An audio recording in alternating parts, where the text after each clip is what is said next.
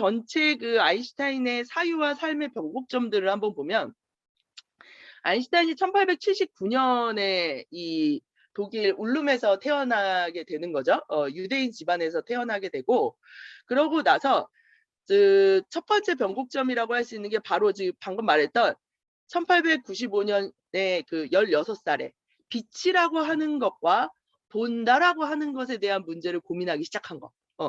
그게 뭘까? 이게 내가 빛이랑 같이 달리면 어떤 일이 벌어질까? 라고 하는 이 질문을 시작한 이후로 10년 만에 바로 이 기적의 해라고 하는 이 자기 나름의 정리, 자기가 10년 동안 탐구하고 공부했던 거를 정리한 1905년을 맞이하게 되고요. 이때 이제 오늘날 유명해진, 당시에는 별로 안 유명했던 특수상대성 이론이라고 하는 것이 요때 쓰여지게 되죠. 빛이라는 문제와 함께. 그러고 나서 말 그대로 특수한 게 아니라 이제 일반적인, 특수한 경우가 아니라 일반적인 경우의 상대성 이론이라는 일반 상대성 이론이 10년 후에 나와요. 또 이렇게. 이 10년의 텀이 계속 있거든요. 이렇게. 그러면서 일반 상대성 이론을 더 확장시키는 작업으로 가고 있었는데, 이제 이거를 그러다가 1925년에 중요한 또 다른 사건이 일어나는데요. 물리학계에. 그게 뭐냐면 양자역학의 탄생이에요. 양자역학. 자, 요 양자역학의 탄생으로 얘기되어지는 게 뭐냐면 25년, 26년인데요. 하이젠베르크라는 사람이 했던 불확정성의 원리라는 게 있어요. 불확정성의 원리. 이 불확정성의 원리라는 게 나오면서 아인슈타인은 이 새롭게 등장한 양자역학이 제대로 받아들여지지가 않았어요. 받아들여지지 않았다라기보다 이해가 되지 않았다는 말이 더 맞을 것 같은데요. 당최 이해할 수가 없었어요. 아인슈타인한테는. 그래서 이 양자역학이라고 하는 이 핫한 이 물리학의 핫한 흐름을 타지 않고 자기의 이제 자기가 원래 가지고 있었던 문제의식을 계속 밀고 나가게 되는데, 그래서 책에서는 뭐라고 얘기하냐면 이 25년 이후에 물리학계에서 이렇게 약간 뒷방늙은이 취급을 받았다, 이런 식의 표현을 하게 되는데, 그래서 이렇게 이제 두 개를 나눠서 얘기하잖아요. 요 앞에 있었던 30년의 시간, 그죠? 그 다음에 요 뒤에 있었던 이 30년의 시간, 요 30년의 시간. 요렇게 크게 두 개의 시기를 나누게 되죠. 양자역학이라고 하는 물리학의 이 담론을 이끈 새로운 장을 전후로 해서 아인슈타인이 보여줬던 어떤 태도들, 이런 것들로 나누게 되는데요. 사실 요게 이제 기본적으로 아인슈타인을 보는 큰 틀이긴 한 것 같아요. 양자역학 이후에 아인슈타인이 그것을 받아들이지 못해서 조금 물리학이라고 하는 것으로부터 멀어지고 되게 이제 자기만의 세계에 빠져 있었다, 이렇게 얘기를 하는데, 저희들은 이후에 이제 읽어보면서 여러분들도 정말 그랬던 건지, 그가 왜 그 이후에 30년 동안 양자역학이 아닌 다른 것들을 탐구해 들어갔는지 우리들이 같이 공부해 볼 지점인 것 같아요. 여튼 25년에 양자역학, 불확정성의 원리가 오면서 이 양자역학의 이 흐름을 타지 않고 아인슈타인의 자기만의 이 이론들을 끊임없이 연구를 하고 55년에 생을 마감하게 됩니다.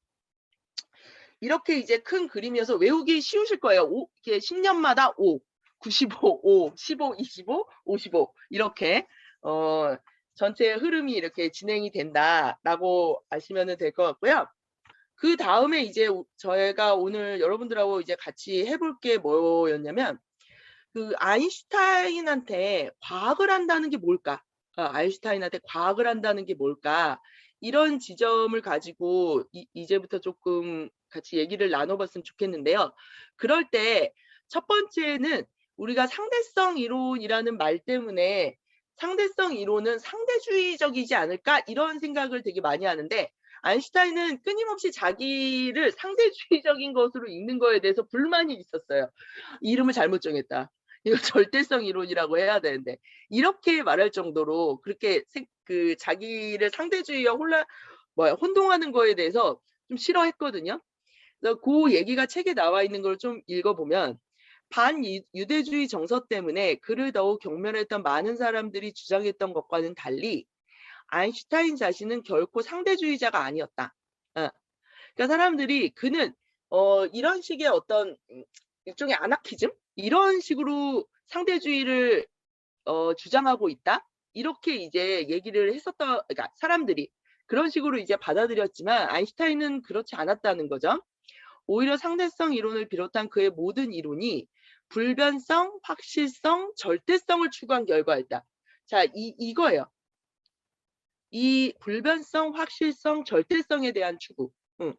아인슈타인은 우주의 법칙에는 조화가 존재하고 그것을 찾아내는 것이 과학의 목표라고 믿었다라는 거죠. 그래서 아인슈타인한테는 이 세계는 어떤 필연성을 통해서 움직이고 그 필연성이라고 하는 것은 서로가 잘 조화롭게 어우러져 있는 세계이고 그 과학은 그 조화와 필연성에 대한 탐구다라고 생각을 했어요. 이게. 예. 그 속에서 상대성 이론이 나온 거예요. 그럼 이제 궁금하시겠죠. 그렇다면 상대주의는 뭐야? 이 뒷부분을 이제 읽어보시면 그런 이 조화 속에서 이 상대성 이론이라고 하는 의미가 뭔지를 이제 좀 파악하시게 될 텐데 여튼 기본적으로 그가 과학의 목표라고 믿었던 건 우주의 법칙, 그 필연성과 그 조화라고 하는 거였고 그거를 탐구에 들어가는 것이었어요. 그래서 이거를 되게 잘 보여주는 것 중에 하나가 뭐냐면 그가 종교에 대해서 갖고 있던 어떤 태도라고 저는 생각을 하거든요. 종교에 대해서 갖고 있던 태도. 그 책에도 나오지만 어렸을 때 그 유대인 집안에서 태어났잖아요. 그런데 별로 유대교적인 분위기가 아니었죠. 그 종교적인 거에 들어가 있지 않았었잖아요, 집안이.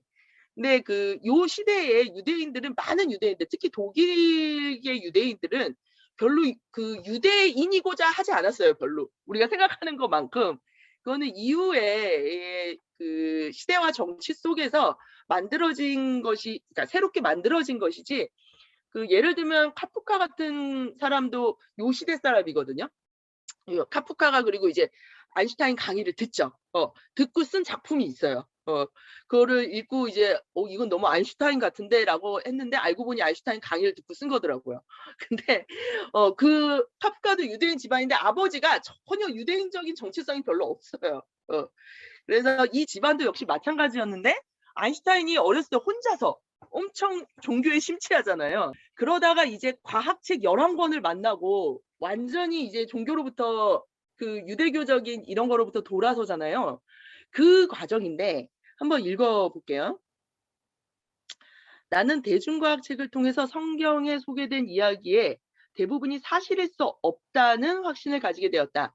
그런 생각은 국가가 의도적인 거짓말로 아이들을 속여왔다는 인식과 결합되어 사상의 자유에 대한 열정적인 집착으로 발전했다. 그것은 놀라운 경험이었다. 이게 자기 자서전 같은 거를 짧게 쓴 게 있는데요. 거기에서 이제 이게 했던 얘기고 이 책에도 실려 있는데요. 그 자서전 번역은 뭐라고 되어 있냐면 압도적인 경험이었다고요. 그러니까 완전히 그 책을 읽고 베른슈타인의 과학 책이었잖아요. 대중 과학 책이었잖아요. 그걸 읽고 완전히 지적인 충격을 받아요. 지적 충격을. 그거는 뭐냐면 뭔가 새로운 세계가 열리는 그런 경험이라는 생각이 들거든요. 세계가 열리는 것이기도 하고 내가 세계로 열리는 경험이기도 하고 그런 것 같아요. 그래서 그때 이제 자신이 가지고 있었던 암이라고 하는 것이 어떤 경계 속에 굉장히 특수하게 만들어진 암이었나 이거를 깨닫게 되는 과정이기도 했었던 것 같고요. 그래서 이때 이제 과학을 통해서 완전히 자신이 지적으로 열리는 경험을 하게 됩니다. 그러면서 종교에 대해서 딱 등을 돌리게 되는데요. 그 얘기가 또 책에 이렇게 나오죠. 아인슈타인은 평생 동안 종교적 재래를 회피했다. 훗날 그의 친구 필리프 프랑크는 그래서 아인슈타인은 유대교의 정통 예배나 다른 전통적인 종교를 포함해서 모든 종교 의식에 참여하는 일을 꺼리게 되었고 그런 성향은 평생 동안 없어지지 않았다고 했다. 그러나 여기가 중요하죠. 그는 우주와 그 법칙의 창조로 표현되는 신의 마음이라고 보았던 조화와 아름다움에 대한 어릴 때부터 가지고 있던 깊은 종교적 경외감을 잃어버리지 않았다. 이렇게 얘기를 해요. 그러니까 종교적 재래는 회피했는데 종교적 경외감 속에서 끊임없이 살았어요. 이걸 한 번도 놓친 적이 없어요. 그 양자역학이 아까 25년에 양자역학이 이제 그 새로운 그 담론을 열었다고 했잖아요. 그때 이제 젊은 물리학도들이 나오죠. 그 물리학도들이 막 이렇게 서로가 이제 모여 가지고 했던 그 일종의 그 수다 이런 것들이 남은 기록이 있는데 거기서 보면 이런 질문으로 이야기가 시작돼요. "과학계에서 누가 가장 종교적인 것 같아?" 이런 질문을 하거든요, 자기네들끼리. 그랬더니 대답이 뭐였냐면 뭐 "누구야, 누구야." 그러는데 누가 뭐래도 아인슈타인이지. 그렇게 그 후배 물리학도들이 그렇게 보였던 거예요. 그만큼 굉장히 어떤 종교적인 이 어펙션을 줬던 사람이거든요. 그런데 종교적인 재래나 어떤 종교적인 의식 이런 것들에 대해서는 이후에도 굉장히 거부감을 가졌어요. 그 베른스타인의 책에 이런 얘기가 나온다는 거죠. 종교적 성향은 우리의 마음속에 있는 인간을 포함한 모든 자연이 절대 우연한 놀이의 결과가 아니라 모든 존재에는 기본적인 원인이 있다는 법칙의 결과라는 희미한 인식. 뭔지는 잘 모르겠지만 우리가 종교적 감정을 갖는다는 게 뭘까? 그러면 지금 이 세계가 이렇게 존재하는 건 그냥 우연하고 우발적인 사건이 아니라 어떤 필연성이 있다라고 하는 이 필연성에 대한 감각과 관련이 된다는 거예요. 자, 그런데 이거를 지금 이제 그 아인슈타인은 뭐라고 얘기를 했나 이 책에는 나와 있지 않은데요. 제가 좀 가지고 왔어요. 그가 가졌던 어떤 종교적인 감성이라고 할까요? 그거는 뭐냐면 이렇게 얘기해요. 우리가 이해할 수 있는 모든 것을 초월하는 힘에 대한 외경심이 나의 종교입니다. 그러니까 아인슈타인은 인격신 이런 거는 완전히 거부했어요. 그리고 막 예를 들면은 막 인간이 기도하면 응답해 주고 그런 거와 딜하고 이런 식의 종교 있잖아요. 이런 건 절대 그건 종교라고 생각한 게 아니라 그가 생각했던 종교는 뭐냐면 우리가 이해할 수 있는 모든 것을 초월하는 힘에 대한 외경심이다. 이렇게 얘기를 하고요. 그 밑에 더 읽어볼게요. 사람이 체험할 수 있는 가장 아름다운 느낌은 신비감이다. 이렇게 얘기합니다. 신비감은 참된 예술과 진정한 과학의 원천이다. 이렇게 얘기를 해요. 이를 알지 못해 더 이상 경이로움을 느낄 수 없는 사람, 경이를 느낄 수 없는 사람은 산 송장이나 다름없고 그의 두 눈은 침침할 것이다. 이 경이로움, 세상에 대한 경이로움, 우주에 대한 경이로움, 생명에 대한 경이로움, 음, 종교를 탄생시킨 것은 신비감의 체험이었다. 비록 그것이 두려움과 뒤섞인 것이긴 하지만 여튼 이 신비감에 대한 것이었다는 거예요. 신비감. 그러니까 우리가 이해할 수 없는 어떤 것이 존재한다는 인식 혹은 심오하기 짝이 없는 이성과 더할 수 없이 눈부신 아름다움, 가장 원시적인 형태로서만 우리의 마음에 와 닿을 수 있는 새 대한 우리의 지각. 바로 이런 인식과 감성이 참된 신앙심을 형성해낸다. 종교적 감정이 이런 거라는 거예요. 이런 의미에서 그리고 이런 의미로서만이 나는 독실한 신앙인이다. 이렇게 얘기를 합니다. 그래서 이건 뭐냐면 인간이 한 개체가 혹은 조금 더 나아가서 한 인간이 자기로만 환원되지 않는 자기에게만 국한되지 않는 자기를 넘어서는 어떤 힘들과 세계가 있다라고 하는 거. 이거에 대한 감각이거든요. 이거. 제가 여기는 아니지만 그 전에 베다라고 하는 그 경전을 세미나 할 때 되게 놀랐었던 게 바로 그 지점이었어요. 그게 최초로 이 종교적인 감정을 써내려간 거잖아요.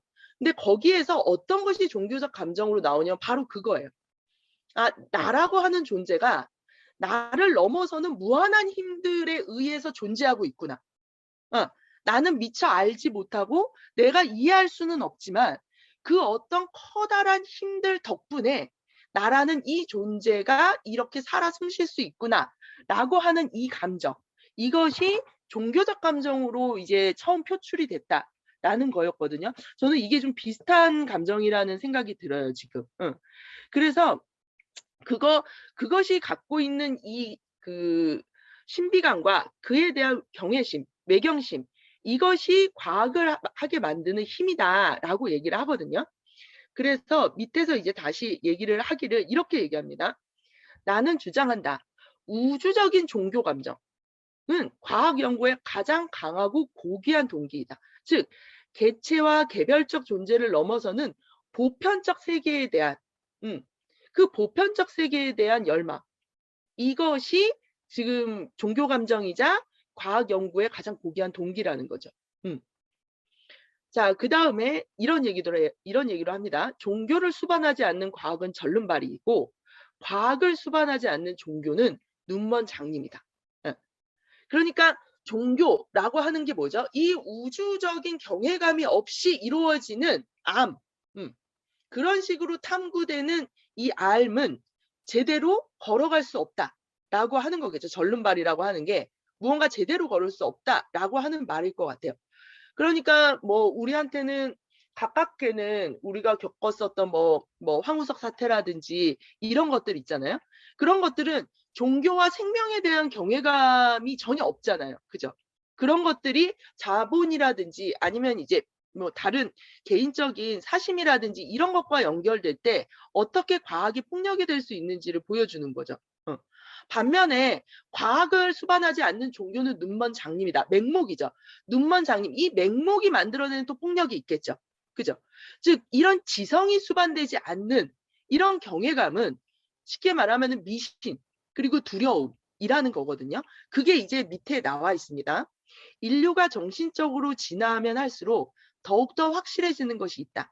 바로 진정한 신앙심을 향하는 길은 삶에 대한 두려움, 죽음에 대한 두려움, 맹목적인 신앙에 있는 것이 아니라 합리적인 지식을 찾기 위해 고투함에 있다는 것이다. 라는 거거든요. 그러니까 우리는 보통 종교라고 하는 것이 무엇인가라고 하면 대부분의 그 종교적인 제도들은 무엇에 기대어 있냐면 이 죄와 벌이라는 두려움에 기대어 있어요. 두려움에. 이게. 예.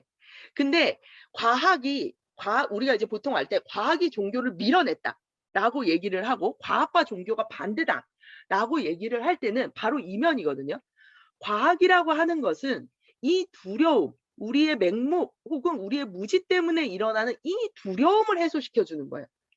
우리가 두렵다라고 하는 이 감정은 어디로부터 출발하는 거냐면 무지로부터 출발을 한다라는 거거든요. 그래서 이거를 감히 알려고 하라.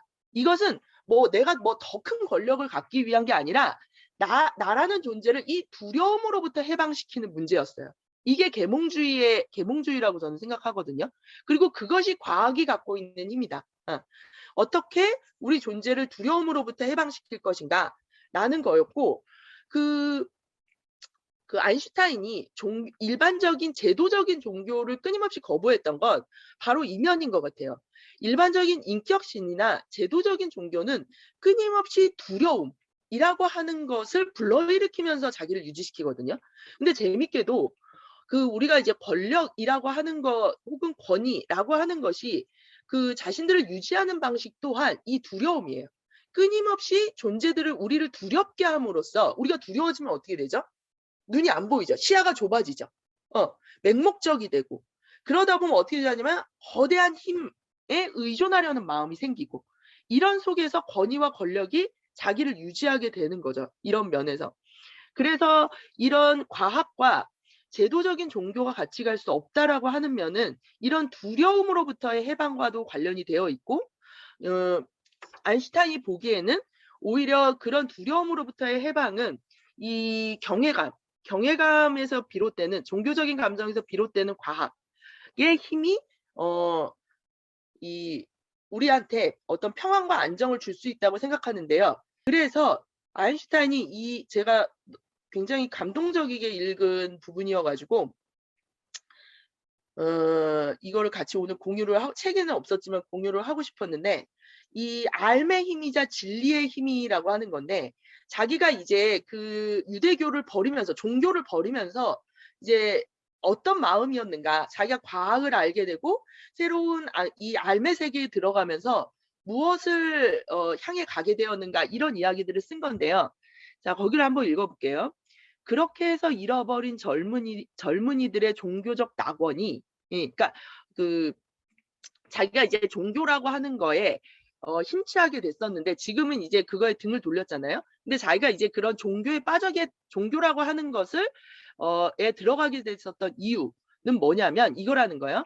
단지 개인적인 것들의 사슬로부터, 즉 바람과 희망, 이 바람과 희망은 뭐냐면 욕망이에요. 욕망. 개인적 욕망. 이 개인적 욕망과 원초적인 느낌들의 지배를 받는 존재로부터 내 자신을 자유롭게 하려는 첫 번째 시도가 바로 자기가 종교를 찾았던 이유라는 거예요. 그런데 과학을 알고 나서 이게 바뀌게 되죠. 자, 저기 바깥에 이 거대한 세계가 있고 이 세계는 우리 인간들과는 독립적으로 존재하면서 마치 크고 영원한 수수께끼. 하지만 우리가 조사하고 생각해서 최소한 부분적으로는 이해할 수 있는 수수께끼처럼 우리 앞에 있었다. 자, 아인슈타인은 이 세계에 대한 사색은 자기한테 해방처럼 느껴졌대요. 그리고 내가 존경하고 동경하도록 배운 많은 사람들이 그것에 몰두함으로써 자기가 공부를 해보니까 그런 것, 그것에 대해서 공부함으로써 내적 자유와 안정을 찾았다는 것을 알게 됐다는 거예요. 그런 제도적 종교가 아니라 진리의 탐구를 통해서. 그래서 개인을 초월하는 세계를 주어진 가능성의 틀 안에서 정신적으로 파악하는 일은 내 정신의 눈앞에서 반은 의식적으로, 반은 무의식적으로 최고의 목적으로 떠올랐다는 거죠. 마찬가지 견해를 가진, 이런 식의 자기와 비슷한 견해를 가진 현재와 과거의 사람들은 물론 그들이 얻었던 통찰력은, 이런 통찰력이야말로 아인슈타인한테는 결코 잃어버릴 수 없는 친구였다. 자신의 친구였다. 이렇게 얘기를 합니다. 그래서 이 낙원에 이르는 길은 종교적 낙원에 이르는 길만큼 평온하거나 매력적이지 않을 거래요. 그러나 그 길은 믿을 만한 가치가 있음이 입증되었고 나는 그 길을 선택한 것을 결코 후회해보지 않았다. 이게 그가 이제 과학으로 돌아서면서 느꼈었던 감정이라고 나중에 이거를 이제 회고하게 됩니다. 자, 그러면서 이제 얘기를 했었던 게 바로 이 권위에 대한 바보 같은 믿음이 진리에 대한 최악의 적이다. 이렇게 얘기를 하게 되죠. 네. 그러면서 이제 나왔던 또 하나의 문제가 뭐냐면 당시의 독일의 이 군국주의와 국수주의에 대한 문제들, 이 국가에 대한 문제들이 이제 여기에 걸리게 되는데요. 그때 이제 나왔던 이야기를 잠깐 보면은 어릴 때부터 나에게는 군대식 질서의식을 통해서 권위를 존중하도록 만드는 체계적 훈련과 학교의 군대식 냄새가 특히 불쾌했다. 이렇게 얘기하죠. 바이에른의 기재 덕분에 규율이 훨씬 약했던 미넨에서도 군대를 찬양하는 프로이센식의 문화가 확산되고 있었고 대부분의 아이들은 군대 놀이를 좋아했다. 피리와 북을 앞세운 부대가 지나가면 아이들이 길거리로 쏟아져 나와서 발을 맞춰 함께 행진했다. 그러나 아인슈타인은 달랐다. 그는 그런 모습을 보며 울기 시작했다. 참 이것도 특이하죠. 그걸 보고 막 울었다는 것도. 그는 부모에게 나는 커서 그런 불쌍한 사람이 되고 싶지 않아. 이렇게 얘기했다고. 난 너무 불쌍해. 저렇게 사는 게. 훗날 아인슈타인은 나는 음악에 따라 발을 맞춰 행진하는 것을 즐기는 삶을 경멸한다. 그런 사람의 대뇌는 실수로 만들어진 것이다. 그러니까 엄청나게 냉소적인 이 시니컬하기도 하고 그 엄마가 그랬대잖아요. 엄마가 아빠가 아니라 아빠가 굉장히 따뜻하고 부드러운 사람이었는데 엄마가 아주 강인하고 굉장히 그 냉소적이고 풍자의 힘이 강했다. 언어의 힘이 굉장히 강했다라고 얘기하는데 그래서 이게 뭐냐면은 우리가 하나 이해를 해야 될 게 요 시인데 그 독일 여기 이제 프로이센이라고 나오잖아요. 그러니까 독일이라고 하는 곳이 아인슈타인이 이제 독일도 이제 싫어가지고서는 스위스로 옮기고 이태리로 옮기고 이렇게 되는 거에는 바로 이 국수주의라고 하는 국가의 문제가 있어요. 국가의 문제가. 독일이 1871년에 프로이센을 중심으로 해서 독일 제국이라고 하는 독일 통일을 이룹니다. 1871년에. 예. 그러면서 이 독일이 계속해서 그 프랑스나 이제 그 이전에 이 서유럽의 정치의 중심은 어디였냐면 프랑스였겠죠. 이 프랑스에 대한 이 열등감을 계속 가지고 있었어요. 그런데 이 1871년에 비스마르크라고 하는 이 독일의 제상이 프랑스로 쳐들어가서 그 유명한 베르사유 궁전에서 독일의 이 제국 통일국가 선언을 합니다. 프랑스를 이기고. 이게 독일 사람들한테 엄청난 이 자존감을 심어준 거예요. 이게 우리 계속 뒤처져 있고 뭐가 못났고 맨날 빌빌거리고 막 이렇게 여기저기 치던 이런 식의 이 연방 국가에서 통일 제국이 만들어졌다라고 하는 엄청난 이 자부심. 그래서 독일은 이 국가라고 하는 국가라고 하는 것에 완전히 열광을 하게 돼요. 열광의 도가니가 됩니다. 이때 니체도 이 글을 쓰거든요. 이 열광은 뭐지 지금? 도대체 이해할 수 없는. 그리고 이 국가의 탄생과 함께 같이 만들어지는 게 뭐냐면 바로 민족이라고 하는 개념이에요. 그래서 네이션 스테이트예요. 민족 국가예요. 국가는 항상 민족 국가예요. 그러니까 그 전까지는 다양한 삶의 형식들은 있었죠. 예. 뭐 문화적으로 굉장히 달랐고 뭐 의식주 자체가 굉장히 달랐어요. 유대인들도 그렇고. 그리고 물론 이제 그 안에서 또 층위들이 나눠지기도 하고, 그리고 그 안에서 또 이제 권력적으로 어디가 집중이 된 것도 있었지만, 민족이라고 하는 개념을 가지고서는 자기 정체성을 찾는 거는 없었어요. 근데 1871년에 독일의 통일국가가 만들어지면서 한편으로 계속 뭐가 되냐면, 그럼 어디까지를 독일 국가라고 할 거야? 이런 문제가 계속 논의가 돼요. 그러면서 같이 얘기가 된 게 뭐냐면 민족이라는 개념이 있어요. 민족이라는 개념.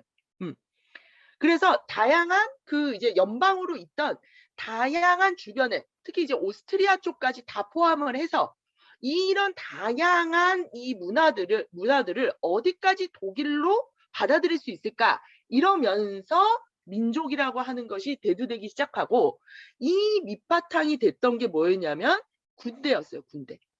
비스마르크의 강력한 군대였어요. 철의 군대, 철과 피로 상징되는 거죠. 철과 피로. 그래서 국가주의라고 하는 건 군국주의와 독일에서는 떨어질 수가 없어요. 그리고 국가에 대한 비판, 이런 거 할 수 없어요. 국가는 개인의 희망이자 미래이고 그들한테는 그 비판이 불가능한 그런 영역으로 끊임없이 얘기되었던 지점이라는 거죠.